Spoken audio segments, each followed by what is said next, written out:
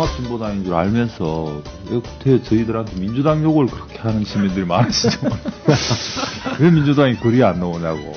이 벌금형 판결이 계속 나오면서부터 이 우리들에 대해서 이 종북몰이를 안 하고 있는데 그런 정도로 멈출 종북몰이 같으면 처음부터 안 했어야죠. 종북의 진원지가 역시나 국정원이었다는 생각이 딱 드는데요. 결과적으로 지금 새누리당 전략은 이런 거예요. 그러니까 쉽게 얘기해서 민주당이 자기네들한테 한 100만 원만 빌려달라고 할 것 같으니까 그걸 거절하기 위해서 미리 민주당한테 한 200만 원만 빌려달라고 하는 식으로. 근데 이럴 때마다 속속들이 낚이거든요.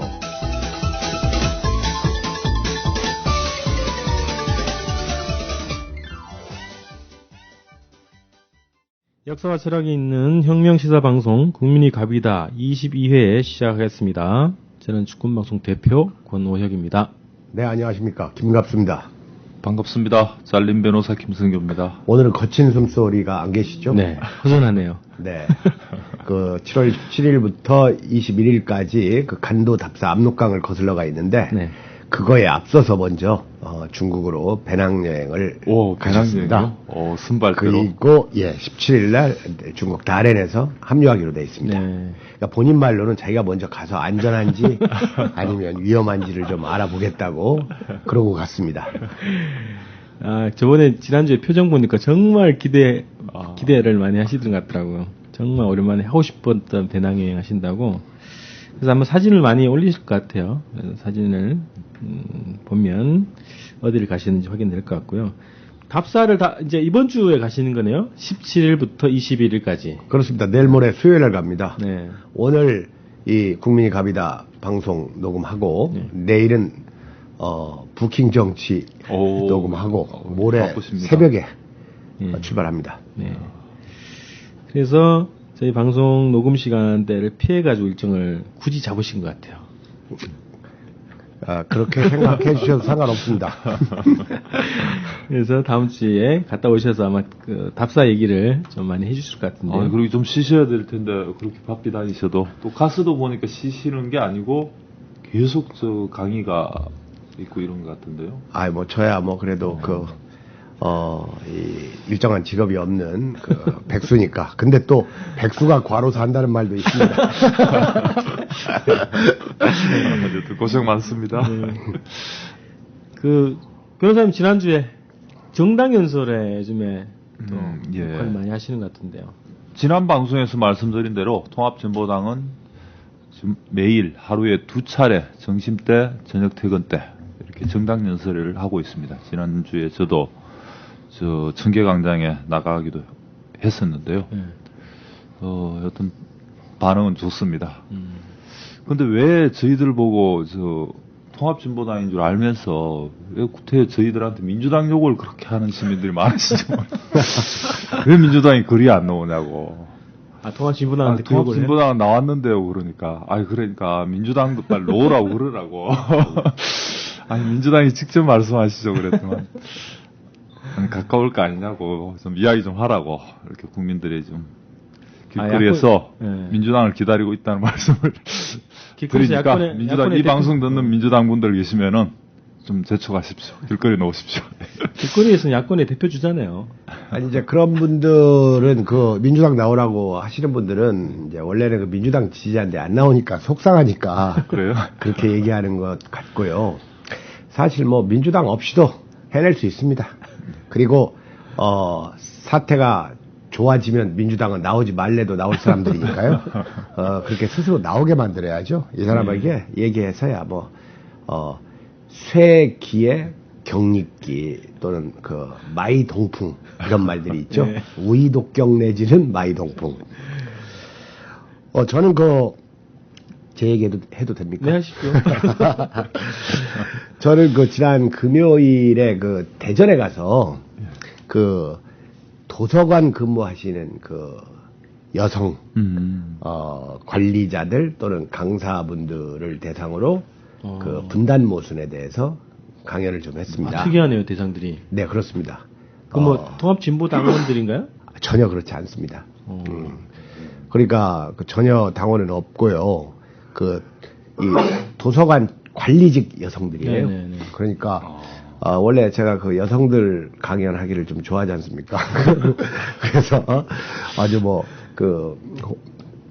잘 호응들을 해주셔가지고 분단 모순에 대해서 강연을 했고 그 길로 전주에 갔습니다. 제가 전주에 가서 그 전주 시청 앞 오거리에서 그 촛불 집회에 참여를 하고 마침 그날이 그 국제평화대행진 서군이 그 전주에 온 날이라서 그 조우를 해서 함께 참여를 했고 그날 하루 저녁을 같이 지냈습니다. 그리고 다음날 아침은 그 전남 장흥으로 갔죠.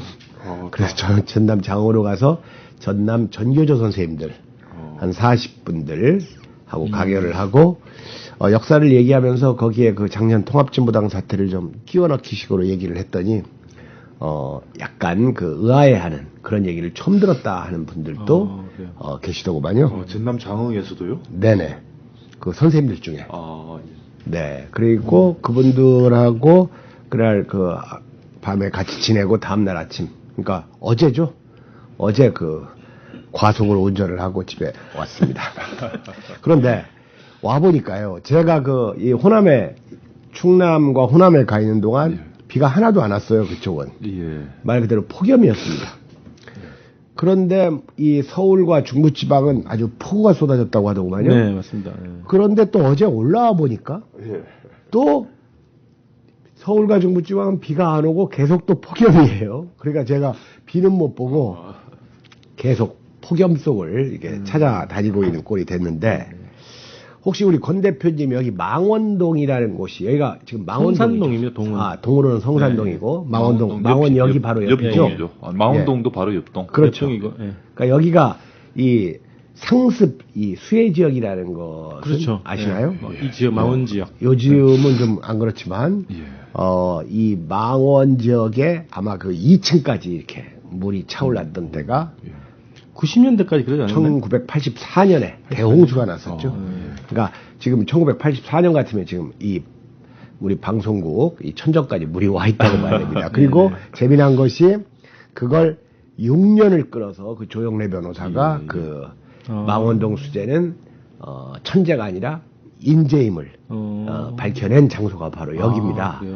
그런데 제가 오늘 오다 보니까 이렇게 비가 많이 왔는데도 지난 주말에 이 서울에 상당한 양 그때 그렇죠. 1984년 때하고 비슷한 양이 왔어요. 내가 보니까.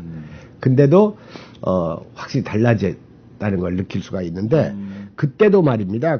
이 유수지 수문 관리 시공 관리가 다 부실했어요. 그래서 물이 넘쳐가지고 대피해를 받고 바로 조영래 변호사 같은 분이 그 전까지는 홍수 같은 것이 다 천재지변으로만 인식하던 이 사회 국민들의 의식을 각성시킨 승리를 거두었죠. 근데 바로 이런 승리를 거두자마자 바로 돌아가셨어요. 조영래 변호사는 90년도에 이게 승소가 됐으니까 6년근 재판입니다. 바로 이 주권방송이 그런 유래가 있는 장소입니다. 이 지역 주민들은 조영래 변호사님에 대해서 또 다시 공부를 하셔야겠네. 자, 그 갑이다가요. 요게 저희가 이제 여러 가지 포탈로 이제 업로드를 하는데 요즘에는 주로 이제 팟빵이라고 하는 팟캐스트 포탈 이쪽에 또 신경을 많이 쓰고 있어요. 그랬더니 여기에서 또 등수가 많이 올랐네요. 한 100계단 정도 상승해가지고 오늘 한 85위 정도 이렇게 올라가지고 깜짝 놀랐습니다. 무슨 요인일까 과연? 분석을 좀 해봐야 되겠는데 아마 여러 가지 요인이 있을 것 같고 촛불의 요인 그리고 모 당의 헛발질 뭐 이런 것도 영향이 있지 않을까 싶었어요. 저는 그렇게 좀 분석을 해봤는데 뭐 지금 정도의 순위는 예전에도 종종 이것보다 더 좋은 순위에도 올라간 적이 있고 또 우리 방송은 여기 계신 분들도 다 마찬가지지만 순위에 그리 관심을 크게 두지 않습니다. 그리고 특히 저 같은 경우는 이 성장 과정에서 하도 1등을 많이 해봐가지고 이제는 1등 같은 거 하는 게 지겹습니다. 다만 우리는 지금 그건 농담이고요. 오늘날 이 땅에서 그 소수의 항쟁 세력을 대변하는 저는 방송이라고 생각을 해요. 그러므로 지지자들한테는 한계가 있고 거의 6,000개에 달하는 이 팟캐스트 방송 중에서 50위 정도 올랐으면 그게 저는 그 영어로 얘기해서 리미트 한계선이라고 봅니다. 네. 그리고 그 정도 선에서 또 우리는 저는 또 개인적으로 만족하고 순위가 중요한 것은 아니라 우리의 정당하고 올바른 뜻을 관철시키는 게 더 중요하다고 봅니다. 네. 저는 순위에 예민합니다. 그건 저 대표니까 그렇죠. 그 지난주에 그 이 가비다 방송 듣는 분 중에 그런 얘기를 하시더라고요. 의외의 인물이 듣고 있어요. 그래서 야, 왜 듣냐 너는? 그랬더니 이걸 들으면 한 주의 시사 문제에 대해서 개념과 입장 정리가 된다. 그래서 더 듣는다 이런 얘기를 하셨어요. 그래서 그렇구나. 그래서 책임감을 더 느끼게 됐습니다. 그 댓글 한두 개 정도만 소개를 하고 넘어가겠습니다. 좋은 댓글 같은데 오늘 갑수형 이 방송 듣고 나니 다른 팟캐스트의 순위 너무 떨어진다는 생각밖에 안 드네요. 계속 좋은 방송 부탁드려요. 중년 갑바라고 아이디로 극찬이시네. 네, 올려주셨어요. 또 하나는 이것도 비슷한데 우리가 순위가 10위권 안에 힘들 것 같다 이런 분석인데요. 국값과 부킹 쳐들으면서 김영민의 국민TV가 1등 하는 게 이해 안 됐음. 그냥 미운 털 쳐박힌 통진당의 갑수형이니까 아무리 잘한다 해도 10위권은 힘들 것 같다. 알바라는 닉네임 쓰시는 분이 이렇게 그리고 쓰는 국민TV는 또 팟빵사하고 제휴를 해가지고 그렇죠. 저 라이브를 하죠. 팟빵을 통해서 방송을 하니까 국민TV가 그렇게 되는 거겠죠. 근데 뭐 방금 말씀드렸듯이 우리로서는 지금 최선의 선방을 하고 있다고 생각합니다. 그리고 네. 지난번에 이 종북에 대해서 이 벌금형 판결이 계속 나오면서부터 이 우리들에 대해서 이 종북몰이를 안 하고 있는데 그런 정도로 멈출 종북몰이 같으면 처음부터 안 했어야죠. 그리고 뭐 벌금 조금 문다고 그거 겁나가지고 그 김갑수 종북이란 말 안 하면 제가 댓글 안 보는 이유가 요즘 종북몰이가 없어가지고 안 보는 겁니다. 네. 그래서 좀 종북몰이 좀 더 해주시기 바랍니다. 네. 그러니까 그런 저 판결이 난 네. 저 이정희 대표 부부에 대한 판결이었는데 네. 뭐 종북 주사파 이렇게 비난했다가 저 조선일보를 비롯한 언론사 기자들 뭐 이렇게 무더기로 벌금한 사건도 있었는데 그것도 그렇죠. 있겠지만 아마도 역시나 이게 저 국정원 네. 국정원에서 요즘은 좀 댓글을 좀 자제하고 있는 모양이죠. 아마 주로 그러다 보니까 종북의 진원지가 역시나 국정원이었다는 생각이 딱 드는 거예요. 결과적으로 봤을 때. 그러니까 국정원 심리전단 한 70여 명가 그 휘하에 몇 명일지 1만 모릅니다만 명의 그게 정확한 분석 같습니다. 네. 예. 국정원 얘들이 꼼짝 못하니까 정부몰이가 안 생긴다. 거기서 했던 것 같아요. 대단히 신빙성 있는 예. 겁니다. 기대가 안 되네요, 그 앞으로도. 그러게 말입니다. 이 국정원 사람들이 요즘 그 수세에 몰리고 있으니까 정부몰이를 안 한다. 제가 미처 생각 못했던 건데 정말 그런 것 같군요. 네. 그렇다면 지금까지의 정북몰이를 국정원한테 당했고 실제로 국정원 댓글들을 보니까 예. 뭐 민주당이나 안철수 비판하는 것보다 통합진보당 비판하는 게 훨씬 많았다고 말이요. 그렇죠. 예. 드러난 것만으로. 압도적으로 많았습니다. 네. 드러난 것만으로. 제가 그저께 그 전교조에서 강연하다 하다가 네. 그 전교조의 그 강연 주제는 분단 체제를 극복하는 교사로서의 역할이었거든요. 그런데 제가 오늘날의 이 교사가 종북 소리 한 번도 안 들어보면 분단 체제를 극복하는 교사가 아닐 것이다. 이런 말을 제가 한 적이 있습니다. 자, 희소 가치가 점점 높아지고 있습니다. 자, 댓글 이렇게 좀 소개 정리를 하고요. 그 안타까운 소식 하나만 얘기하고 본 주제로 좀 넘어가도록 하겠습니다. 오늘 그 현대자동차 비정규직 노조 아산지회 박정식 사무국장님께서 이제 자택에서 자결을 하셨다고 그 소식이 올라왔네요. 그 현대자동차 비정규직 문제는 뭐 대법원에서 판결을 났지만 현대자동차가 여전히 그 사측이 법의 결정을 이행 안 하고 있는 그런 상황이죠. 그리고 비정규직의 간부분이신 최병승, 천희봉 씨, 이분들이 지난해 10월 17일 날 철탑 농성에 들어갔어요. 그래서 오늘 이제 20일이 되면 277일째가 됩니다.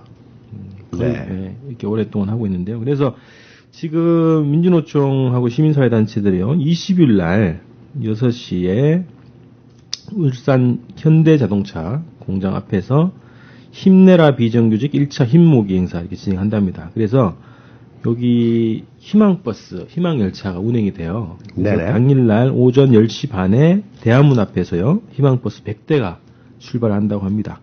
그리고 희망열차 이용하시는 분들은 오전 9시에 서울역에서 출발하는 거고요. 두 양의 이제 열차가 준비됐다고 합니다. 그리고 서울 지역 이외에도 50대 희망버스가 준비 중이라고 합니다. 지금 현대자동차 비정규직 문제가 아주 큰 폭발력을 가지고 있는데, 네. 이 국민 여러분이나 또는 그 담당 관리들은 인식을 정확히 못하고 있는 것 같아요. 저도 그저께 전주에 가서 현대자동차 비정규직 노조 투쟁을 하고 있는 이승각 동지라고 있습니다. 네. 이승각 동지를 직접 만났어요. 그 촛불 집회에 왔습니다. 네. 그 바쁜 와중에도 왔는데, 그분한테 그 비정규직의 투쟁에 대해서 좀, 약간 들었는데, 물론 예전에도 들은 바가 있습니다. 근데 상당히 지금 그 폭발성이 있는 또 것이고 해서 이 국민 여러분들의 많은 관심과 그 지원, 참여가 필요하다고 생각합니다. 네. 자, 오늘 본 주제, 진행을 해보겠습니다. 오늘도 뭐 여러 가지 시사 주제들이 많이 있습니다. 한 주간 뭐 쌓였던 내용들이 많은데요. 크게는 여전히 이제 뭐 부정선거 촛불, 이 전국에서 벌어진 여러 가지 그 사건들, 이슈들, 이런 것들 좀 다루고요. 두 번째 이제 주제는 역사 문제 가지고 좀 다루도록 하겠습니다. 7월 달이죠. 7월 달은 평화 문제, 이런 문제가 또 중요한 관심사가 되죠. 정전협정 체결 60년이 되는 올해고요. 7월 27일이 60년이 되는 날입니다. 그래서 이번 주하고 다음 주 그 두 주간에 걸쳐서 그 정전 60년, 7.27 평화협정 뭐 이런 주제로 해서 연속 기획으로 저희 토론을 좀 진행하도록 하겠습니다. 자, 우선 촛불 얘기를 좀 하고 넘어가겠습니다. 자, 6월 28일이죠. 광화문 촛불 첫 번째 국민대회였던 것 같아요. 시국회의가 결성되고 나서. 시국회의 결성되고 나서는 그렇고 첫 번째 촛불은 그 6월 21일 날 처음 열렸죠. 네네네. 네, 그날은 이 학생들을 중심으로 한 150명에서 200명 사이가 모였습니다. 네네. 그래서 거기서 KT 앞에서 진행됐다고요. 그 시국회의 결성 이후에 광화문 촛불이 6월 28일 날 있었고요. 그때 한 3천여 명, 또 많게는 5천 명 뭐 얘기하시는 분도 있는데 그 정도 이제 참가를 하셨고, 그 다음에 지지난주죠. 7월 6일 날, 토요일 날 2차 본국민대회는 제가 보기엔 한 5천 명 정도 돼 보이는데 한 10,000명 정도까지. 10,000명 되죠. 예, 네, 1만 명으로 급증했죠. 예, 그랬고요. 그리고 이제 바로 이틀 전에 13일 날 3차 본국민대회가요. 한 2만 명, 2만 3천 명 정도가 참가해서 촛불 집회가 진행이 됐습니다. 그래서 시간이 갈수록 점점 참가 인원들이 더 확대되고 있는 그런 상황입니다. 왜 그럴까요? 왜 점점 참가 인원이 늘어나는 것 같습니까? 국민들이 직접 나서지 않으면 이게 흐지부지 될 것 같다는 위기감? 그런 것도 있고, 이제 그 사태가 대단히 엄중하고 심각하다는 것도 아셨겠지만, 네. 더불어서 이 국정원이 반성 참여는커녕 계속 모해책동이 나오고 있는 물타기, 네. 그리고 버티기, 그리고 이 대통령의 이 뚱딴지 같은 발언, 이런 것들이 그 더운 날씨에 이 시민들을 더 열받게 그러니까 한 결과라고 봅니다. 네. 청와대, 새누리당, 국정원 거기다가 민주당, 문재인 이런 사람까지 포함돼야 됩니다. 민주당이 약간 뿔지시고 청와대, 네네. 새누리당, 국정원은 총력을 기울여서 거기 이걸 일단 뭐 막으려고 지금 언론 얘기도 할 텐데 방해하고 언론까지 무력화시키려고 다, 지금 합작을 해가지고 지금 혈안이 되어 이 있는 국면을 네네. 완전히 언론까지 본질 자체를 뒤바꾸려고 하는 그런 시도를 하고 있기 때문에 참가자가 늘고 있다 이렇게 보여져. 변호사님 지난 그 촛불 집회 예. 가셨나요? 시청 앞에? 저도 지난주에 주중에는 강주에 또 이틀 평화대행진 예. 해쟁청할 때 주말은 또 지리산 단체에서 하는 그러셨군요. 1박 2일 행사 네. 갔다 오니라고 우리 권 대표가 가신 것 같은데요, 그러면? 저도 얘기만 들었습니다. 같이 갔습니다.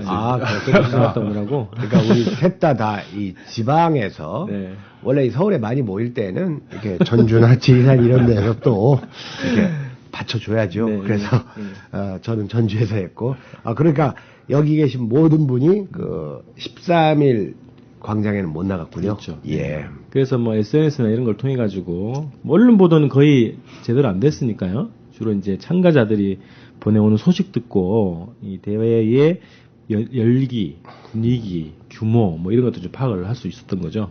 그렇죠. 그러니까 이 언론 보도를 보면 실상을 정확하게 알 수가 없어요. 그래서 저는 동영상을 제가 직접 네. 그 방송 멘트는 안 듣고 이 동영상 화면을 가지고 좀 그 어떠했는가를 판단하는데 그 13일 촛불 집회 13일이죠? 네, 맞습니다. 13일은 보니까 아주 특이한 점이 이 아주 다양하게 이 구성원이 돼 있는 점이 좀 그 다른 때의 집회하고는 좀 차이가 나는 것 같았습니다. 네, 네. 그래서 이날은 그 KTX 노동자들, 철도 노동자들이 그 철도 민영화 저지 투쟁을 사전 집회로 했고요. 그 대우가 그대로 남아서 시민들과 함께 촛불 집회를 했어요. 그래서 들어보니까 그 철도 노조의 현장 투쟁 지침이 보통 내리잖아요. 그죠? 투쟁 지침을 내리는데 위원장 뭐 지침 이렇게 내리는데 현장 투쟁 지침이 촛불 집회를 끝까지 사수한다. 이 지침을 현장에서 내렸다고 하더라고요. 그래서 그런 노동자들하고 시민분들이 2만 명이 넘게 모였죠. 그래서 대단한 열기로 진행된 것 같고요. 야당 의원들, 그리고 시민사회 진영들, 종교인들, 뭐 청소년들, 뭐 각계각층이 다양하게 모여서 좀 집회를 진행했습니다. 그 다음 주 토요일, 이번 주 토요일인가 20일 날 또 시국 뭐 분국대회를 진행하는 건가요? 시국회의 차원에서는 뭐 이번 주는 저 희망 버스 때문에 아마 규모는 크지 않을 것 같고요. 네네. 촛불은 또 사실 여기 이러저러한 단체들에 의해서 또 시민들에 의해서 매일 되고 있습니다. 네. 광화문 청계광장에서. 예. 그리고 재미난 것이 그 고등학생들이 상경해서 네. 그 이 촛불에 참여했죠. 그 보도를 보니까 14일 날 어제예요. 네. 일요일 날 그 전북 무주의 네. 대안학교입니다. 푸른금 고등학교 재학생들 한 40여 명이 서울로 올라와서요. 광화문 광장에서 국정원 정치개입 의혹을 규탄하는 기자회견하고 시국선언을 발표했는데 맨발로 다 서서 네. 기자회견을 했다고 하네요. 그래서 이 학교가 한 재학생들이 한 100 몇십여 명 되는데 이 중에서 토론을 해가지고 전교생 토론을 해가지고 동의하는 한 80여 명 정도의 그 연명으로 시국선언을 했다고 합니다. 이 학생들이 말입니다. 요즘 고등학생들이 그 대학생보다 낫다는 생각이 드는 게, 아주 이 성명서 내용을 보니까 네네. 아주 그럴듯해요. 그래서 그 분노하지 않고 침묵하는 것은 역사의 방관자다. 역사의 방관자가 아니라 정확하게 따지면 침묵하는 것은 어느 한편에 동조하는 것이죠. 그러나 이 학생들이 아주 대견스럽습니다. 그리고 오늘날 이 급속히 한국의 명문고등학교로 부상하고 있는 학교들이 대부분 다 대안학교입니다. 그죠? 대안학교 학생들이 많이 이 국정원 부정선거, 이 항쟁 대열에 동참하고 있습니다. 그래서 그 시국선언을 쭉 보니까요, 세대, 지역, 이거 가리지 않아요. 그래서 몇 가지 좀 정리를 해보니까 교수들의 시국선언이 쭉 이어져 왔죠. 계속 이어지고 있고요. 한양대, 동국대, 조선대, 전남대 등등의 교수분들, 또 역사학자들 이런 분들이 했고, 대학 총학생회, 뭐 이대, 덕성여대, 연세대, 동국대 등등 해서 곳곳에서 지금 시국선언을 했습니다. 그러니까 대학 교수들 시국선언은 지금 한 30개 대학으로 네. 확대돼 있죠. 네. 확대돼 있고, 그다음에 아까 그 푸른꿈 고등학교만 말씀하셨는데, 대안학교인 충남 금산 간디학교, 그다음에 인천 네. 산마을고등학교, 경남 간디고등학교 학생회 역시 그 서울 광화문 광장에 모여서 이 현 시국이 민주주의를 심각하게 후퇴하고 있는 것으로 이 성명을 발표했습니다. 한국 청년연대를 비롯해서 청년 단체들, 또 예수자리 공동체 등 종교 단체들, 시민사회 단체들, 그리고 그 무궁화 클럽이라고 있습니다. 그 전현직 경찰관들이 네. 이게 뭐 친목 도모 이런 식으로 해서 모여지는 그런 모임인데요. 여기에서 퇴직 경찰관들이 또 시국선언을 했습니다. 경찰청 앞에서 6월 말에 진행을 했죠. 그리고 의사들, 약사들, 치과 의사들, 문화예술인들, 민주노총 등의 노동자들, 그리고 21세기 희망 등 청소년 단체들도 했고요. 법학 전문 대학원생들, 지난번에 말씀드렸죠. 사법연수원도 했고, 변호사분들도 많이 하셨더라고요. 그래서 네. 많이 했죠. 예. 현직 변호사들도 많이 하시고 잘린 변호사들도 참여하시고 방금 얘기한 것 중에 특이한 것이요. 지금 이 방송이 다음 주 화요일에 오른다고 보면 다음 주 화요일이 이틀 아니 이번 주 이번 네, 주 네. 그러니까요. 16일인가요? 17일인가요? 16 16일이겠죠. 16일. 재미난 것이 21세기 청소년 공동체 희망 네. 이 단체가 17일 제헌절에 맞추어 가지고 7월 17일 717명이 참여하는 온라인 시국선언 운동을 진행하고 있는데 네. 이 학생들이 7월 17일 오후 7시 17분에 717을 아주 좋아해요. 이 1인시 사진을 동시에 이 SNS를 통해서 올리는 방법으로 이 운동에 참여할 예정이라고 합니다. 네. 야, 재밌습니다. 특이하네요. 자, 방송인 청년협회도 했고요. 또 해외에서 보니까요. 주로 이제 미국이 많이 있습니다. 시카고, 시애틀, LA 뭐 이런 등지에 이제 미국에 사시는 교포분들 그리고 시드니 등 이제 호주에 계신 분들, 캐나다 분들, 프랑스 이런 교포분들도 다 시국선언을 곳곳에 지금 발표하고 실제 행동전까지 진행을 하고 있습니다. 곳곳에 각 지역에서 해외에서 지금 촛불 시위를 이어가고 있고 이분들의 교포들이 특히나 구호가 아주 선명하게 박근혜는 하야하라 이 요구를 전면에 걸고 지금 투쟁을 하고 계시더라고요. 네. 자, 그다음으로 약간 이제 말씀했는데 이제 그 언론 얘기를 좀 안 할 수가 없죠 또. 그래서 방송 3사에는 국정원 촛불 집회가 전혀 보도가 되지 않고 있다고 합니다. 그래서 그 TV 잘 못 보시잖아요, 다들. 그 선생님은 집에 TV 없으시고. 네, 그래도 보고 싶으면 그 인터넷으로 찾아서 보는데 요즘 좀 시간이 없어서 안 보고 있습니다. 저도 TV가 없는데 TV를 거의 뭐 식당 가거나 그때 정도 뭐 보는 거 외에는 거의 못 저는 보는데요. 목욕탕 가서 봅니다. 근데 이명박 정부 들어선 이후부터 네. 저 방송사 뉴스 보는 낙이 없어졌어요. 그래서 하도 재미도 없을 뿐더러 이상한 이야기들만 하고 그래서 보도할 건 안 하고 네. 안 해도 될 것들만 열심히 보도하는 그래서 재미 없어졌죠. 그 방송 3사 언론 보도 행태에 대해서 분석한 기사를 보고서야 제가 방송 3사가 지금 심각하구나 이런 걸 느끼게 됐는데 그 미디어 오늘에 요 분석한 기사가 났어요. 그래서 그 13일 집회하고 그 7월 6일 집회 이 두 집회에 대해서 방송 3사들 KBS, MBC, SBS가 어떻게 보도했는지 여부에 대해서 분석을 했는데 보니까 13일이면 대단히 큰 규모였잖아요. 이 규모였는데 2만 5천 명까지. 예. 이 방송 3사 모두가 보도를 안 했답니다. 그래서 중요한 또 기사 중에 하나가 뭐냐면 요즘에 이제 프로야구 시즌 아닙니까? 여기에서 다양한 연예인들이 시구를 해요. 뭐 해외에 있는 무슨 모델까지 와가지고 시구를 하고 있던데 그 시구를 아주 중요한 또 기사로 처리를 했죠. 그래서 뭐 이색 시구, 인기 폭발 이런 리포트를 보냈다고 하네요. 그리고 지난 6일날 보도를 보니까요. MBC, SBS는 보도를 안 했고 6일 집회도요. 거의 한 10,000명 정도 모였는데 KBS만 단신으로 보도했는데 어떤 식으로 했냐면 그 옆에 국가인권위앞에 시청 옆에 국가인권위앞에서 한 150여 명의 어버이연합 분들이 시위를 했잖아요. 요거를 진보 보수의 맞불 집회 뭐 이런 식으로 보도를 한 거죠.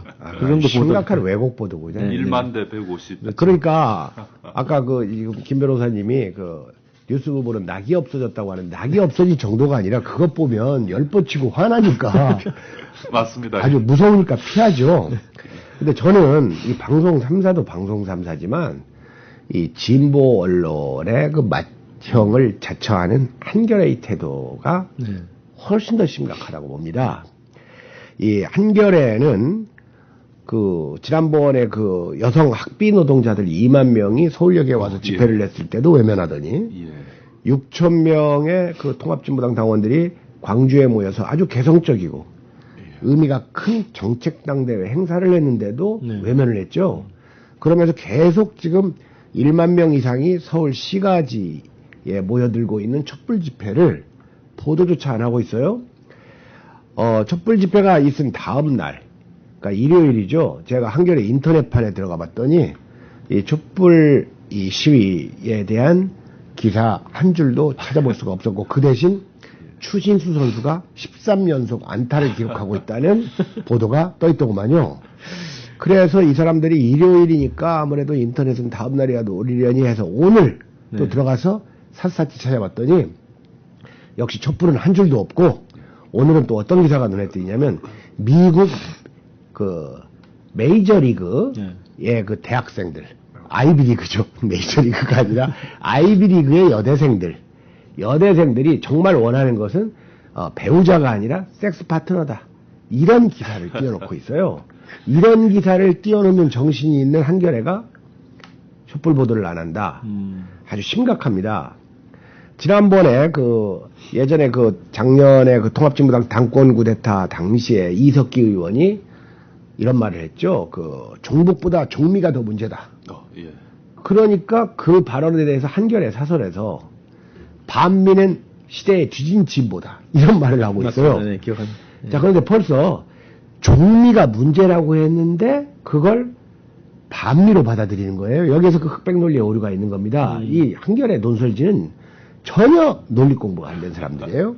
흑백 논리의 오류로 종미가 아니라는 것을, 종미가 문제가 있다는 것을 반미로 말하더니 또 반미가 진보로서 시대의 뒤진진보다, 이건 어디서 나온 겁니까? 대관절 그런 논리가. 그래서 제가 그 사설을 샅샅이 뒤져봐도 근거가 하나도 제시 안 되고 있어요. 그러더니 지금 갈수록 이 한겨레는 이 변진의 도가 심해서 이제는 돌아올 수 없는 다리를 건넌 게 아닌가. 그래서 저는 명칭을 이 조동한이라고 합니다. 조동한. 그러면 조중동한. 그냥 석자로 그래 남으면서. 그렇게 분류를 그렇게 해버리시는 거예요? 네, 좆동안 해가지고 좆할 때 받침이 지읒 받침입니다. 약간 발음이 좀 특이한데 그럴 수밖에 없어요 지금. 그리고 이번에 보세요. 이번에 민주당 홍 의원이 네. 귀태 발언했지 않습니까? 네. 이거에 대해서 한겨레 사설을 제가 잠깐만 읽어드리겠습니다. 짧게. 정치인의 말은 조금만 어긋나도 나라를 혼란에 빠뜨리고 국민을 불편하게 만든다. 홍 의원이 유감 표명을 했다고는 하지만 자숙하고 책임질 일이 있으면 책임져야 마땅하다. 이거 조선일보보다도 아예 더 나가고 있어요. 지금. 이 한겨레 주주들은 분노하셔야 됩니다. 침묵하는 것은 어느 한편에 동조하는 거죠. 주주로서 권리 행사를 하셔야죠. 지금 큰 문제가 저는 한겨레에 있다고 봅니다.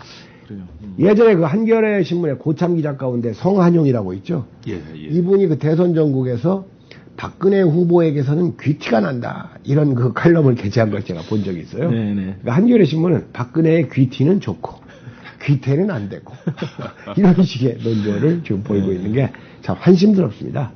저도 기사를 잘 안 봐서 그런데 그렇게 들었고 보니까 정말 심각하네요. 이거는. 심각합니다. 예. 주주들이 제2의 운동을 하셔야 되겠는데. 주주들도 책임감을 느껴야 됩니다. 왜냐하면 돈만 내고 끝날 게 아니라 자기가 돈을 내서 이 만든 신문이 타락하는 것을 방치해서는 안 되죠. 자, 그리고 통합진보당 당직자가 SNS에 이제 올린 글 보니까 이 경향신문 보도에서 아주 분노를 표출하고 계시던데, 이정희 대표가 그날 13일 집회 때 중요 발언했죠. 정치연설을 했는데, 관련해서는 제대로 보도하지 않거나, 혹은, 논란을 일으켰다. 박정희 전 대통령을 닭깎이 마서로 지칭해서 다시 논란을 일으켰다. 이런 식의 보도를 했다는 거 하고, 그런 식의 보도 때문에 굉장히 분노를 하고 있는 것 같은데요. 또 하나, 또 오늘 기사를 딱 보니까 통합진보당의 존재감 회복 전략은 고발이라는 제목으로 기사를 썼어요. 그래서 15일날, 오늘이죠. 오늘 통합진보당이 이명박 전 대통령, 정정길 전 대통령실장, 정종환 전 국토해양부 장관, 김동주 전 공정거래위원장, 김태균 전 조달청장을 4대강 비리사업 관련해서요, 직권남용, 배임 등의 혐의로 검찰에 고발을 했죠. 그 관련해서 사실관계 보도를 하는 게 아니라 이 제목이, 그죠? 통합진보당의 존재감을 드러내려고 고발을 이용하고 있다라는 논조로 제목을 뽑았더라고요. 그 한겨레도 마찬가지고 그 경향신문의 상당수 기자들은 일단 그 역사라든지 아니면 이 분단의 현실에 대해서 이해가 안 돼 있어요. 이해가 안 되는 이유가 공부가 적어서 그러는 게 아니라 아예 지능 자체가 안 됩니다. 그렇기 때문에 작년에 그 당권 쿠데타 당시에도 그 보도했던 그 경향 보도들을 보세요. 아무것도 아는 게 없어요. 아무것도 아는 게 없는 사람들은 대부분 이 사회에서 자기 나름대로는 좀 소외되거나 과격해 보이는 이런 사람들을 깔보거든요. 그러니까 식민지 시대에도 김좌진, 안중근을 폭도라고 하는 그 바보들이 있었잖아요. 경향 기자들이 딱 그 수준이에요. 그렇게 보면 됩니다. 예. 그러니까 이게 조금 이제 통합진보당에 대한 보도가 사실은 당대 이후에 좀 이래저래 조금씩은 변화를 하고 있습니다. 변화를 하는 게 일단 당대에 한 6천여 명 모인 이 여러 가지로 그 분기점으로 좀 많은 게 좀 달라지고 있는 것 중에 하나가 언론의 보도, 한겨레, 오마이뉴스, 소위 이야기하는 경향, 한경호가 예전에는 일체 보도를 안 하다가 최근 들어서는 보도를 하나둘 하고는 있습니다. 보도를 해주기는 합니다. 조금 다른. 근데 이렇게 비꼬는 투의 보도.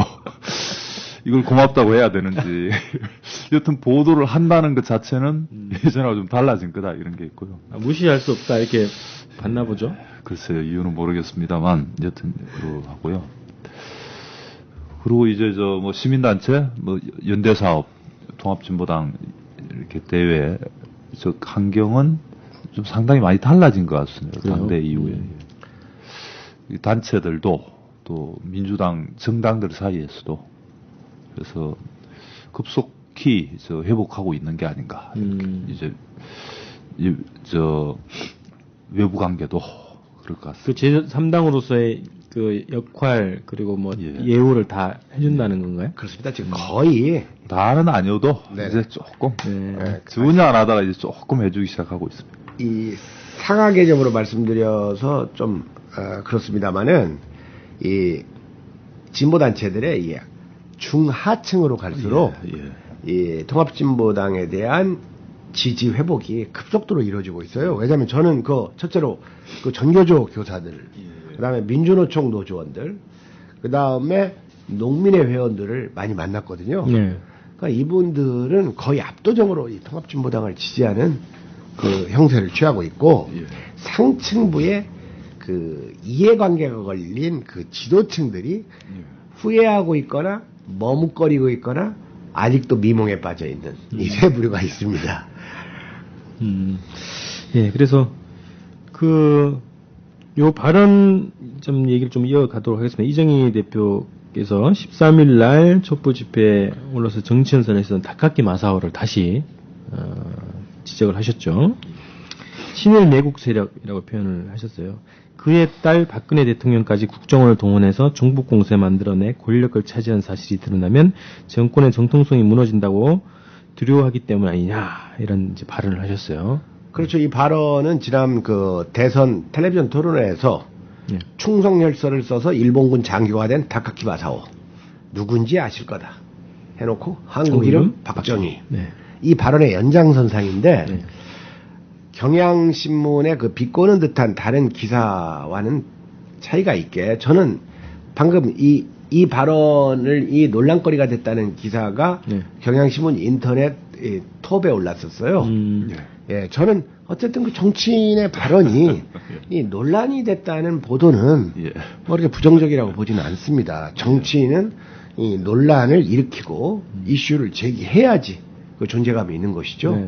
그리고 이 사람들이 또 관심을 많이 가졌다는 증거가 되고 또 무시할 수 없는 진보 세력이라는 것을 알게 됐으니까 제대로 알면 차츰 돌아올 터인데 거기에 사적인 이해관계를 따져서는 안 되겠죠. 그러니까 한겨레건 경향이건 오마이건 젊은 기자들의 이 분투를 바람하지 않습니다. 그 젊은 나이부터 그렇게 눈치나 보고 데스크 눈치나 보고 출세나 하려고 하면 뭐가 되겠습니까? 저도 인생을 좀 살 만큼 살아봤더니 젊어서는 뭡니까? 좀 사나운 말로 하면 자기 꼴리는 대로 살아야지 그 삶이 예, 온전하게 풀립니다. 손해볼 거 하나도 없습니다. 예. 많이 손해봐봐야 49대 51입니다. 자, 한경호의 젊은 기자들, 간부들에게 도전을 하시고 젊은 저널리스트로서 네. 역할을 다해 주시기를 바람하지 않습니다. 네. 야, 좋은 얘기 같은데 이거는. 대단히 좋은 얘기죠. 예. 자, 그래서 지금 하여튼 요 닭깎기 마사오 발언을 보니까 그 SNS 상에서는 거의 1등이에요. 1등의 그 회자가 되고 있고 댓글의 반응들은 맞는 말 한 거 아니냐 뭐 이런 얘기를 하는데요. 지금 그 언론 보도나 그 청와대나 새누리당 이쪽에서는 이 지금 그 귀태 발언 그리고 닭깎기 마사오 발언 이것을 통으로 싸그리 잡아 몰아서 막말 정치하고 있다 뭐 이런 식으로 몰아가는 분위기가 있단 말이죠. 그래서 정치인이 뭐 금도를 넘어섰다 또 말을 잘해야 된다 이런 식으로 싸잡아서 지금 자기들에 대한 비판과 비난 여론들을 무마시키려고 하고 있죠. 점잖게 국민 통합을 위해서 저해하는 말을 하지 말아야 된다 이런 식으로 얘기를 하고 있단 말이죠. 닭깎이 마사오? 사람 이름 부르는 게 그것도 자기가 지은 이름 전박통이 본인 스스로 지은 이름에 대해서 그 이름 불러준 걸 그게 막말이라면은 막말이 아닌 게 아닌 게 있겠습니까? 이걸 막말이라고 보는 여튼 이게 정체성을 건드린 반성하면 될 일을 부끄러운 줄을 알기 때문에 또 이렇게 격하게 반응하는 거 아니겠어요? 그렇죠. 부끄러운 줄 아는 것만으로 다행이라고 생각합니다. 보통 이 사람들이 정직하지 못한 사람들은 전공을 찔러서 말하면 화내요. 그러는데 지금 지난번에 그 대선 텔레비전 토론에서 그 첫 번째 아주 이 한국 사회에 큰 충격파를 던졌죠. 네. 그리고 이번에도 아까 그 권 대표께서 말씀하셨듯이 친일 매국 세력 닭깎기 마사오가 반공해야 한다며 쿠데타로 정권을 잡고 유신 독재 철권을 휘둘렀는데 그의 딸 박근혜 대통령까지 국정원을 동원해 정북공세를 만들어 권력을 차지한 사실이 드러나면 정권의 정통성이 무너진다고 두려워하기 때문이다 이런 발언을 했죠. 네. 자, 이것은 아주 정확하게 역사적 팩트를 제시한 겁니다. 이걸 막말이라고 물타기하는 집단이 새누리당과 조선일보예요, 사실은. 이 조선일보라는 집단은 한겨레 경향오마이보다 이 지능지수가 높습니다, 제가 보기에는. 그래서 어떤 식으로 보도했냐면요. 그동안 있었던 막말과 이번 이정희 대표 닭깎기 마사오 그리고 이 귀태 발언을 다 섞어가지고 이 막말로 다 나열을 하는 보도를 해요. 그러면서 예전에 그 막말을 해가지고 막말을 한 집단이 얼마나 정치적으로 타격을 입었는가 요것까지 보도를 해가지고 바로 이 귀태 발언을 한 민주당과 닭깎기 마사오 발언을 한 이 통합진보당이 타격을 입기를 타격을 입는 것이 당연하다는 투로 보도함으로써 이 국민의식을 세뇌하고 있거든요. 자, 그러니까 기왕 말이 나왔으니까 이 기왕 막말 얘기가 나왔지 않습니까? 사실 그 막말이라고 하면 여러분들 잘 알다시피 옛날 한나라당의 김홍신이라는 그 엉터리 소설가 있습니다. 인간시장이라는 그 되지도 않는 소설 쓴 소설가 있어요. 제가 그 사람 압니다. 예. 그 사람이 뭐라고 했습니까? 김대중 대통령. 응? 그 팔순의 김대중 대통령한테 김대중 대통령의 입을 더덕더덕 미싱으로 공업용 미싱으로 박아버리고 싶다. 이런 게 막말 아닙니까? 그렇죠. 게다가 박근혜 대통령은 대통령이 되기 전에 이런 것 저런 걸 꼬치꼬치 묻는 기자들한테 뭐라고 했습니까? 병 걸리셨어요? 이런 게 막말 아니에요? 그죠? 그리고 그 노무현 대통령의 외교를 등신외교라고 하고 그 다음에 대학 교수라는 사람이 노무현 대통령의 죽음까지를 서거는 무슨 서거냐? 어? 자기가 돼진 거지. 이런 식으로 이 사람이 그 이명박 특보에 섰거든요. 이런 게 막말 아닙니까? 그렇죠. 예. 그런데 이거에 대해서 대통령이라는 분이 속담을 인용하면서 말 한마디로 천냥빚도 갚는 법이다. 여러분들이 속담이라는 것이 뭐 좋은 건 줄 알아요, 이 사람들은. 이 속담이라는 것은 이 속인들의 처세술, 삶의 지혜를 얘기한 거니까 이건 가치 판단이 없는 겁니다. 속담은 항상 옳다. 이 고정관념에서 벗어나야 돼요. 속담이 항상 옳습니까? 예를 들어서 홧김에 서방질한다 이런 속담이 옳습니까? 그렇잖아요. 지금 말 한마디로 천냥빚을 갚는다. 저도 또 역시 속담으로 박근혜 대통령을 비판하면 똥 묻은 개가 겨 묻은 개 나무라는 격이다. 이렇게 말하지 않을 수가 없습니다. 자, 그래서 닭깎기 마사오라는 게 제가 볼 때는 약점이고 발끈해야 하는 그런 단어이기 때문에 입에 달고 살아야 될 것 같습니다. 어떻게 될 때까지. 자, 그리고 기태 발언에 대해서도 우리가 얘기를 좀 하고 가야 되겠죠. 지난 11일 날 홍익표 민주당 당시 원내대변인이죠. 현안 브리핑에서 요 발언이 들어가 있었어요. 그래서 저희 민주당에서 보도자료를 내면은 저희한테도 오거든요. 그래서 저희 그걸 딱 봤는데, 와, 그래. 그 전날 홍익표 의원이 페이스북에다가 자기는 정치 생명을 다 걸겠다. 자기는 재선할 생각도 없고, 정치 생명을 다 걸어서 싸우겠다. 이렇게 얘기를 한 다음날일 거야, 아마. 다음날 이런 발언이 나왔는데, 별로 안 세네. 그랬거든요, 저는. 근데, 요 기사가 나오고 나서, 보도가 되고 나서, 보통은 이제 즉각 무슨 성명 나오거나 반박하거나 이렇게 하잖아요. 아주 정말 심하다 그러면. 그죠? 예를 들면, 공업용업 미승 발언 나왔을 때도 아마 즉각 발언이 나왔겠죠. 반응들이 나왔겠죠. 근데 이거는 즉각 반응이 안 났어요. 하루 약간 지나고 나서 12일 날 새누리당, 청와대, 언론이 융당 폭격을 하는 거죠. 망언이다. 이렇게 규정을 하면서 국정조사를 일정을 거부하고 최고위원 열면서 사과해라. 뭐 이런 얘기까지 쭉 이어졌던 거거든요. 자, 그래서 결국은 13일 날인가요? 김한길 대표가 유감 표명을 하고 홍익표 원내 대변인을 사퇴하는 선에서 요거를 좀 마무리하려고 하는 그런 움직임이 있었습니다. 귀태가 저는 그건 줄 알았어요. 야, 귀한 태가 난다 했잖아요. 왜 이거 조롱한다고 느꼈을까? 그게 원래 이제 귀태가 표준어입니다. 사실은 네. 그게 귀티라고 하는데 네. 표준어는 귀태가 맞습니다. 예.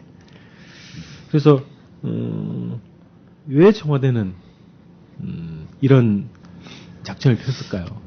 저는 이 귀태라는 말이 기시노부스케와 박정희, 네. 강상준 교수의 책에 있는데, 제가 그 책을 읽었습니다마는, 기억을 못하고 있었어요. 근데 이번에 귀태라는 말이 나오길래, 구태가 잘못 쓰인 건가? 처음에는. 원래 우리말에는 이모음 역행동화 현상이 있어가지고, 예를 들어 죽이다가, 쥐기다 이런 식으로 발음되는 것은 두 번째 나오는 이모음 때문에 앞에 나오는 이 모음이 복잡해지는 현상을 이모음 역행동화라고 하거든요. 네. 좀 어렵죠. 이모음 역행동화. 네네. 그러니까 죽이다가 쥐기다. 그러니까 구태가 귀태 좀 비슷하시죠. 네네. 그래서 저는 이 구태가 이모음 역행동화 된 건가 처음에는 생각을 했는데 보니까 이 귀태가 지금 한자를 보면 이건 귀신의 태아. 즉 사람의 태아가 아니라는 뜻이죠. 사람의 태아가 아니니까 세상에 태어나지를 못하는 겁니다. 밖으로. 네네. 그리고 이것은 실제 이 산모한테 나타나는 아주 희귀한 병이에요. 그래서 이 태아를 감싸고 있는 맥락막이라고 하는데 이것이 이상적으로 발육해가지고 생기는 병의 일종입니다. 그래서 이 자궁, 태아가 들어있는 자궁이 갑자기 이렇게 막 비비 뒤틀리면서 결국은 이렇게 포도송이처럼 돼버려요. 그러니까 그 안에 있는 태아가 어떻게 되겠어요? 점점 막 이 압력을 받아가지고 형체가 아예 없어져 버립니다. 그러니까 무서운 병이죠. 네. 그러니까 결국은 태어나지 않았어야 할 씨앗 이런 의미가 있다고 보겠습니다.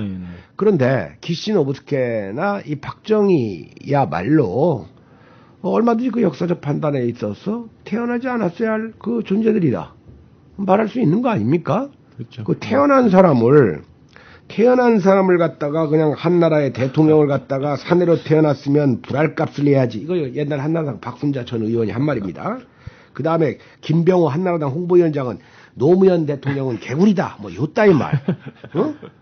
이런 말에 비하면 얼마나 그래도 이렇게 역사적 의미도 있고 저는 그렇게 생각을 하는데 참 이 세상이라는 게 묘합니다. 실제로 이 박정희 군은 박통은 이 태어나지 않았어야 할 사람이라는 것을 그 알몸 박정희라는 책 아시죠? 거기 최상천 씨가 쓴 아주 박정희에 대한 책 중에서 아주 역전데 거기에 보면 재미난 얘기가 나와요.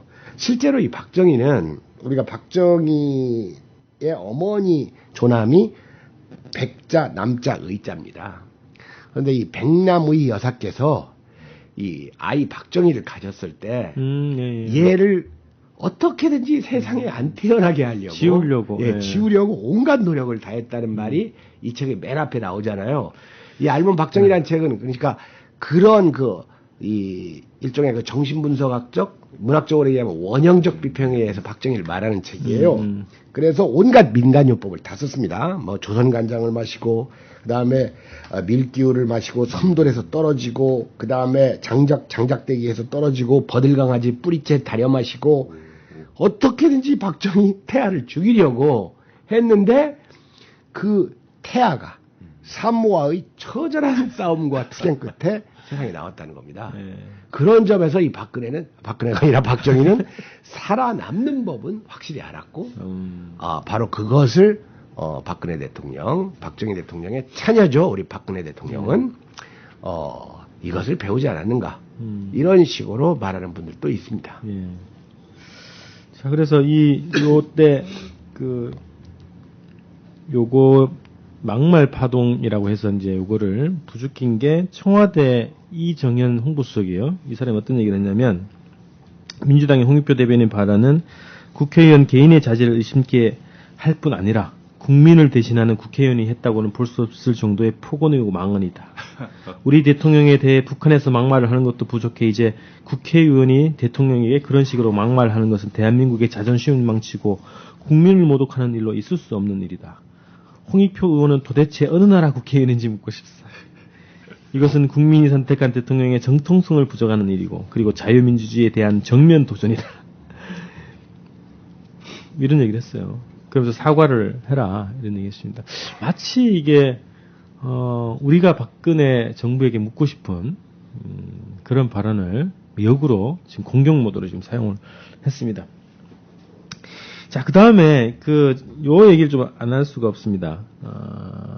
이게 국정조사는 지금 이 선거에 부정선거를 누가 해책하고 누가 기획하고 누가 수를 받는가 결국 정권의 정통성까지 문제로 이어질 수밖에 없는 그런 사안 아닙니까? 그러면 이건 국민들이 이 문제를 해명하라고 요구했고 그 한 형태로서 국정조사가 지금 형성되는 거거든요.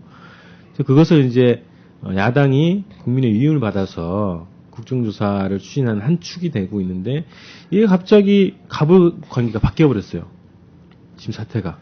새누리당이 마치 호령하는 입장, 사과를 요구하는 입장 이런 식으로 갑이 돼버리고 민주당 야권이 민주당을 을로 만들어버리는 그런 구도로 지금 끌고 가고 있는데 여기에 민주당이 여지없이 끌려가고 있는 형국을 보여주고 있더라. 두 가지죠. 하나는 홍익표 원내대변인을 사임시킨 것이 하나고요. 또 하나는 오늘도 보도인데요. 민주당의 그 4선 이상 중진 의원들이 오늘 국회의원 최고위원 연석회의 같이 했답니다. 여기에서 그 국가정보원 댓글 의혹 사건 등의 진상규명을 위한 국정수사 특별위원회 위원인 김현, 진선미 의원에게 자진 사퇴를 요구하기로 했다. 이런 방침을 정했다는 보도가 나왔어요. 지금 현재까지는 공식적으로 그런 요구를 받은 적도 없고 한 적이 없다. 이런 얘기를 간사나 이런 분들이 국회 쪽에서 얘기를 하고 있지만 보도는 일단 이렇게 나와 있는 상태죠. 그래서 자, 이 두 가지 모습이 민주당이 지금 과연 국정조사를 원만하게 온전하게 국민들의 요구를 받아서 진행할 수 있겠는가라는 의혹을 줄 수밖에 없는 그런 실태입니다. 지금 문재인 후보와 그다음에 민주당 사람들은 이 국정조사에서 이 국정원 부정선거나 또는 그 NLL 정국이 소상히 밝혀지기를 그리 원하지 않는 분들이 꽤 있는 것 같아 보여요. 제가 보기에는. 그렇지 않고서야 저렇게 새누리당이 해달라는 쪽으로 이게 지연시키면서 덩달아서 따라가거든요. 지금 새누리당 전략은 이런 거예요. 민주당이 그러니까 쉽게 얘기해서 민주당이 자기네들한테 한 100만 원만 빌려달라고 할 것 같으니까 그걸 거절하기 위해서 미리 민주당한테 한 200만 원만 빌려달라고 하는 식으로. 근데 이럴 때마다 속속들이 낚이거든요. 지금 국정원 이 부정사실 이런 것을 아주 치열하게 물고 늘어질 전의가 일부 의원들 빼고는 없어 보여요.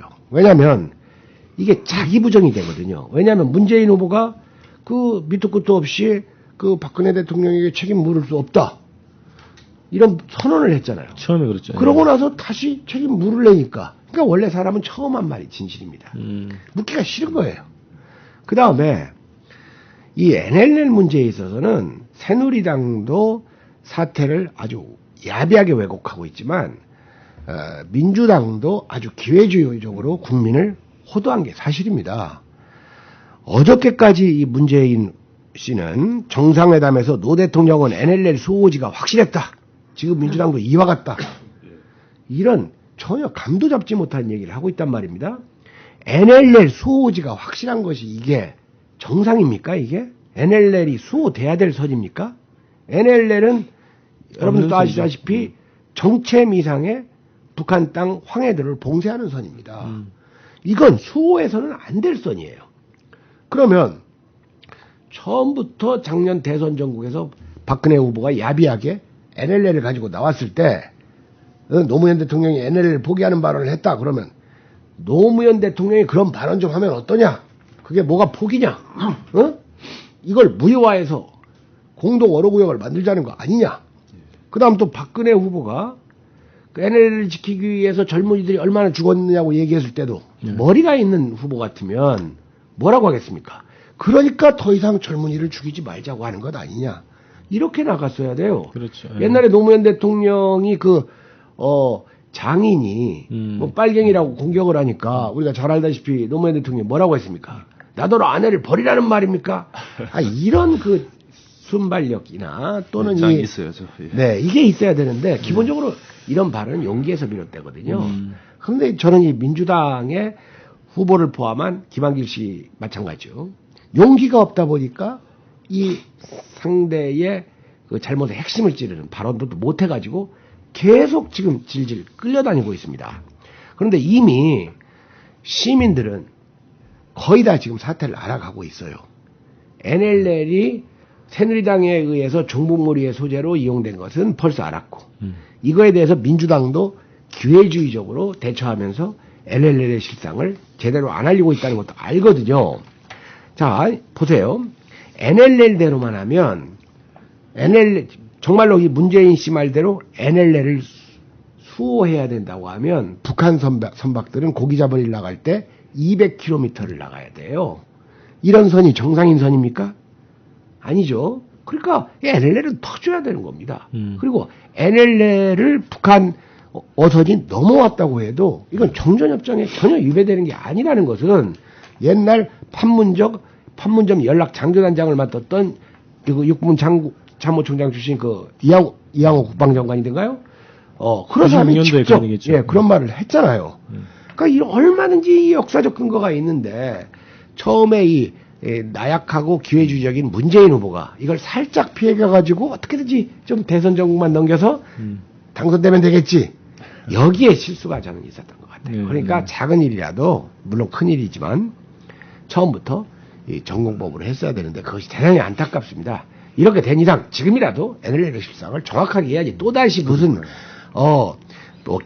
김정일 위원장이 제시했던 경비 개선이라는 걸 들고 나와가지고 또 절대로 이런 식으로 하면 안 됩니다. 지금 어떻게 됐냐면 임기를 얼마 안 둔 그 노무현 대통령이 사실 성급하게 북에 가서 이 성과를 내려고 했던 건 사실이에요. 그의 이 충정도 있지만 그리고 많은 것을 김정일 위원장하고 큰 틀에서 합의를 했어요. 분명히 노무현 대통령과 김정일 위원장이 합의한 공동어로구역은 NLL과 북이 제시한 그 해상분 개선 사이에 존재하는 겁니다.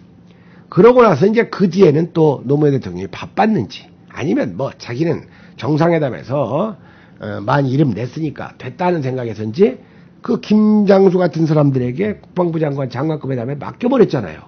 그러니까 김장수 같은 사람들은 이 NLL은 무조건 사수돼야 될 선이라고 봐가지고 공동어로 구역을 위로 올려가지고 제시를 한 거거든요, 북한 측에. 그러니까 북한 측은 김정일 위원장과 노무현 대통령의 합의사항과는 다르니까 그걸 거절한 것이고, 그래서 장관급 회담이 결렬됨으로써 공동어로 구역이 실현 못 됐다가 정권 교체된 거거든요. 그러니까 이런 사실을 지금이라도 정확하게 알려야죠. 민주당과 문재인 후보는 자꾸 이렇게 새누리당 따라서 이렇게 끌려다니고 이거 감춰서는 절대 해결되지 않습니다. 참 안타깝습니다. 자, 이게 구조적으로 이게 완전히 생각을 바꿔가지고 전공법으로 나가겠다. 잠시 좀 부끄러운 거 있을 수 있어도 자기 부정의를 하더라도 그 부끄러움이 뭐 우리 역사와 민족을 위한 일이라면 잠시 잠깐 부끄럽더라도 그런 용단을 내리지 않으면 끝까지 지질질 끌려갈 수밖에 없는 그런 구조로 돼 있죠. 예. 그러면 사람은 부끄럽고 쪽팔릴 때가 자백해야 될 때입니다. 좀 더 지나면 자백할 기회도 민주당과 문재인 후보에게 안 갈지도 모릅니다. 그래서 지금 이게 이런 구조에서 국민들이 국정조사는 물 건너갔다 이런 반응들이 나오거든요. 그 제가 보기에도 네. 뭐 기태 이거에 대해 막말이라고 이걸로 이제 새누리당과 청와대가 아주 강도 높은 공세를 취하는 거, 이것도 역시 저 국정조사를 무력화시키려고 하는 이제 국정조사에 대한 물타기 지금까지 계속 이루어져 왔던 이게 국가정보원의 헌정유린 국기문란 사태에 대해서 뭐 대선 직전에 이제 경찰 통해서 그 수사를 축소하고 왜곡하고 오히려 그걸 또 선거에 역용하고 뭐 이런 것까지 있었는데, 그 이후에 이제 검찰 수사에서 사법 처리 수위 정도와 관련해서도 이게 그렇죠. 외압이 있었니 없었니 뭐 이런 게 있잖아요. 그런 거에다가 그 정상회담을 대화록을 느닷없이 저 뭐 처벌의 위험을 감수하고까지 공개를 해버린 거라든지, 뭐 NL 논란을 다시 일으킨다든지, 그 현재도 되어 있는 저 민주당 두 의원에 대한 자격식이라든지, 거기에다 이번에 이제 기태 파문 네. 뭐 이것까지, 이건 뭐 누가 보더라도 국정조사를 안 하겠다는 신호죠. 안 하겠다는 의지의 표현이고, 국정조사를 기태시키려고 국정조사를 기태시키려고 하는 거다. 국정조사야말로 귀태조사고요. 예.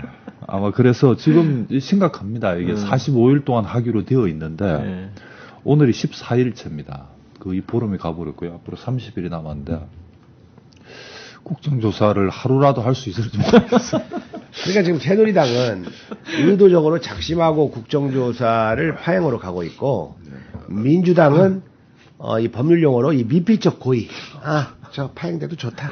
계속 이런, 말려가고 있죠. 네, 말려가고 있고, 일부 의원들만 목소리를 높이고 있는데, 일단 시민들이 그 국정조사에 대해서 기대를 거의 하지 않게 됐습니다. 이제는 그 이유는 세 가지죠. 첫째, 민주당과 안철수에 대한 기대가 현저히 줄어들었습니다. 예.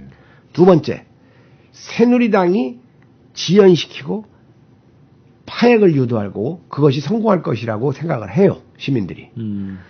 세 번째, 가장 중요한 것은 이 촛불 집회에 대한 기대가 큽니다, 시민들이. 그래서 국정조사 필요 없어, 촛불로 나가. 지금 이런 생각들이 자리 잡고 있다고 봅니다. 네, 네. 자, 그래서 점점 모이는 이유가 그거겠네요, 결국은 시민들이. 그죠? 국회 맡겨놔서 될 일이 아니다 이렇게 보니까. 저는 새누리당 그런 하는 짓이나 민주당 또 꼬라지 보니까 참 그럴 그렇습니다. 같지가 않다. 예. 이런 판단을 저는 하시는 지금 모양입니다. 이 부정선거도 부정선거인데 국회 해산 요구까지 나오지 않을까 싶더라고, 분위기가. 자, 그래서 이런 촛불 정국을 끌어가기 위해서 이제 통합진보당의 역할을 많이 하시는 것 같은데, 지금 국정조사 문제하고, 그리고 뭐 정당 연설에 뭐 이런 여러 가지 이제 활동하시잖아요. 그래서 지금 오늘도 고발하신 것도 있고, 그래서 요거 관련해서 앞으로 계획, 지금 현재 어떤 가구 입장이신지 한번 얘기를 좀 해주시죠. 우리는 아마 지금 국회의원이 많지 않습니다만, 뭐 이게 20석이 넘어서 원내교섭단체가 되든 또 그 이상의 의석수를 확보하든, 지금 같은 태도 크게 바뀌지 않을 것입니다. 우리는 의회, 국회에서 모든 일을 해결하려고 하는, 그건 잘못된 거다라고 생각합니다.